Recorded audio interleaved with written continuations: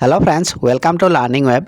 আজি আমি সিটেটৰ Assamese ল্যাঙ্গুৱেজৰ pedagogy সেকশনৰ আমি পাঁচটা কুৱেশ্যন ডিসকাস কৰিম। ইয়াৰে আগতে মই পাঁচটা কৈ ডিসকাস কৰিছো আৰু এটো পাৰ্ট 3 হ'ব আৰু এটো ল্যাঙ্গুৱেজ 1 আৰু পেপাৰ 1 হয়। আমি 2023 পেপাৰ আলোচনা কৰি আছো। আহক আজি 101 পৰা আৰম্ভ হ'ব। ইয়াত এটা উক্তি আৰু এটা যুক্তি দি আছে, হেতু পঢ়ি চাও। যে উক্তিত কি আছে, বিশিষ্ট ধ্বনিগত বানানৰ ব্যৱহাৰে শুদ্ধ বানান লিখিবলৈ শিকাৰ ক্ষমতা লেহেমিয়া কৰি তোলে। ইয়াত উক্তিত কি কৈছে যে বিশিষ্ট ধ্বনিগত বানানৰ ব্যৱহাৰে শুদ্ধ বানান লিখিবলৈ শিকাৰ ক্ষমতা লেহেমিয়া কৰি তোলে বুলি কৈছে। আৰু যুক্তিত কি আছে, শিশুৱে পৰম্পৰাগত বানানৰ পৰিৱৰ্তে নিজে উদ্ভাৱন কৰা বানান কৰিলে সিহঁতৰ বানান শুদ্ধকৈ লিখিব পৰাৰ ক্ষমতা লেহেমিয়া নহয়। ইয়াতে কি কৈছে, তলত আমাক বাছি উলিয়াব দিছে যে কোনটো বিকল্প শুদ্ধ হয়। মই শুদ্ধ উত্তৰটো কৈয়ে দিছো। শুদ্ধ উত্তৰটো হৈছে অপচন 1 হয়। অপচন 1ত কি আছে, এ অশুদ্ধ আৰু আৰ শুদ্ধ।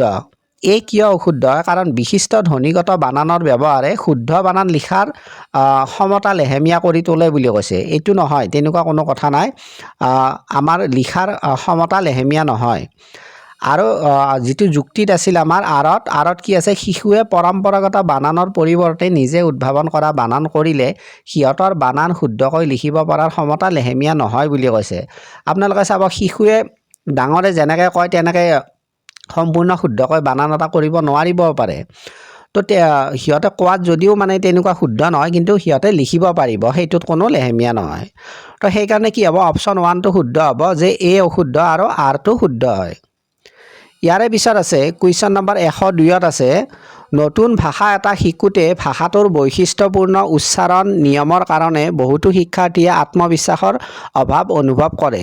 এই অসুবিধা দূৰ কৰাৰ এটা উপায় আছে। ইয়াত কি কৈছে যে নতুন ভাষা এটা শিকোঁতে ভাষাটোৰ বৈশিষ্ট্যপূৰ্ণ উচ্চাৰণ নিয়মৰ কাৰণে বহুতো শিক্ষাৰ্থীয়ে আত্মবিশ্বাসৰ অভাৱ অনুভৱ কৰে বুলি কৈছে।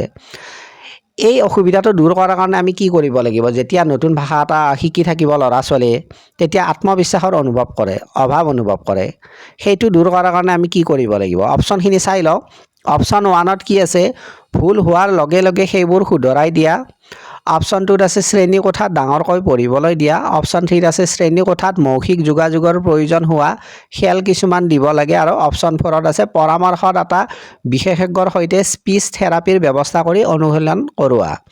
এটা অপচন 4টো যে আছে, যে পৰামৰ্শদাতা বিশেষজ্ঞৰ সৈতে স্পীচ থেৰাপিৰ ব্যৱস্থা কৰা বুলি কৈছে। তো এইটোও লাগে, কিন্তু এইটো প্ৰাথমিক পৰ্যায়ত নহয়। যেতিয়া কোনোবা ল'ৰা ছোৱালীৰ তেনেকুৱা কিবা বিশেষ অসুবিধা থাকিব, তেতিয়াহে তেনেকুৱা ব্যৱস্থা ল'ব পাৰি। কিন্তু যিবোৰ আমাৰ নৰ্মেল চিটুৱেশ্যনত, কমন চিটুৱেশ্যনত সেইবোৰ ব্যৱহাৰ নহয়। আমি সেইবোৰ দূৰ কৰিবৰ কাৰণে কি কৰিব লাগিব, অপচন 3টো হ'ব শুদ্ধ উত্তৰ, যে শ্ৰেণীকোঠাত মৌখিক যোগাযোগৰ প্ৰয়োজন হোৱা খেল কিছুমান দিব লাগিব। তেতিয়া সিহঁতৰ কি আত্মবিশ্বাস বাঢ়িব সেই ভাষাটো শিকাৰ ক্ষেত্ৰত। তো অপচন 3 হ'ব কাৰেক্ট এনসাৰ।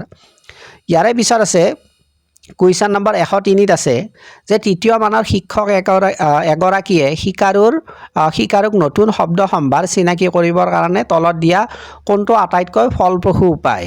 ইয়াতে কি কৈছে, যে তৃতীয় মানৰ শিক্ষক এগৰাকীয়ে শিকাৰুক নতুন শব্দ সম্ভাৰৰ লগত কি চিনাকি কৰিব, আৰু সেইটো কৰোঁতে কোনটো অপচন আটাইতকৈ ফলপ্ৰসূ হ'ব, সেই কথাটো সুধিছে।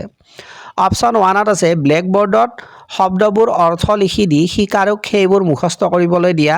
অপচন 2ত আছে নতুন শব্দবোৰৰ বিপৰীত অৰ্থসূচক শব্দবোৰ কৈ সিহঁতৰ ভাষাত সেইবোৰৰ অৰ্থ কোৱা। অপচন 3ত আছে শিক্ষকে শব্দবোৰ সংক্ষিপ্ত সংজ্ঞা দাঙি ধৰা। আৰু অপচন 4ত আছে যিবোৰ পৰিস্থিতিত শব্দবোৰ ব্যৱহৃত হয় সেইবোৰ ব্যাখ্যা কৰা। ইয়াৰে শুদ্ধ উত্তৰ হ'ব অপচন 4, যিবোৰ পৰিস্থিতিত শব্দবোৰ ব্যৱহৃত হয় সেইবোৰ ব্যাখ্যা কৰা। আমি কি সন্দৰ্ভত আমি শিকিব লাগিব, আমি সদায় কনটেক্সট শিকিব লাগে। মানে যিবোৰ পৰিস্থিতিত যিবোৰ শব্দ ব্যৱহাৰ হয় সেইবোৰৰ আমি ব্যাখ্যা কৰিব লাগিব। তেতিয়া ল'ৰা ছোৱালী সেই শব্দবোৰৰ লগত সহজভাৱে কি চিনাকি হ'ব পাৰিব আৰু মনত থাকিব। তো অপচন 4 কি হ'ব কাৰেক্ট এনসাৰ। ইয়াৰে পিছত আছে কুৱেশ্যন নম্বৰ কিমান আছে, 104ত আছে। ইয়াত কি সুধিছে, ভাষা এটা শিকাটো হৈছে, যে ভাষা এটা শিকাটো কি হয়, দক্ষতা, আহৰণ, প্ৰক্ৰিয়া নে উৎপাদন। ভাষা এটা শিকাটো হৈছে দক্ষতা, এটা স্কিল হয়। গতিকে অপচন 1টো হ'ব কাৰেক্ট এনসাৰ, দক্ষতা বা স্কিল। ইয়াৰে পিছত আছে কুৱেশ্যন নম্বৰ কিমান আছে, 105 আছে। 105ত কি দিয়া আছে, পঠনৰ ধৰণক পাঠকে কি কৰা উচিত, তলত দিয়া স্তম্ভ দুটা মিলাই উত্তৰ কৰা ইয়াত কি হৈছে যে পঠনৰ ধৰণক পাঠকে কি কৰা উচিত তলত দিয়া স্তম্ভ দুটা মিলাই উত্তৰ কৰিব দিছে ইয়াত আছে ইয়াতে পঠনৰ ধৰণ আছে বাও সাইডে আৰু সো সাইডে আছে পঢ়ুৱৈ ইয়াত আমি মিলাব লাগে যে অনুমানকৰণ কোনটোৰ লগত মিলিব 1 ৰ লগত মিলিব নে 2 ৰ লগত মিলিব তাৰে পিছত আছে তথ্যভিত্তিক অনুমিতি কোনটোৰ লগত মিলিব আমি এনেকৈ এ বি সি ডি আৰু ই লৈকে আছে আৰু এইফালে 5টা অপচন দিয়া আছে এইখিনি আমি মিলাব লাগে ইয়াতে মই ডাইৰেক্ট আপোনালোকক এনসাৰটোৱে কৈ দিছোঁ ইয়াৰে এনসাৰ হ'ব অপচন 2 হ'ব A2 5 ৰ লগত মিলিব B2 1 ৰ লগত মিলিব C2 2 ৰ লগত মিলিব আৰু D2 4 ৰ লগত মিলিব আৰু E2 কিহৰ লগত মিলিব 3 ৰ লগত মিলিব এইখিনি আপোনালোকে এবাৰ চাই ল'ব মই এইখিনি আৰু এবাৰ কৈ নিদিওঁ এইখিনি এবাৰ চাই ল'ব আপোনালোকে অপচন 2 টো হ'ব কাৰেক্ট এনসাৰ তো এইখিনি আছিল আজিৰ ক্লাছটো আশা কৰিছোঁ আপোনালোকৰ ভাল লাগিছে আপোনালোকে সকলোৱে লাইক কৰিব আৰু যিমান পাৰে শ্বেয়াৰ কৰিব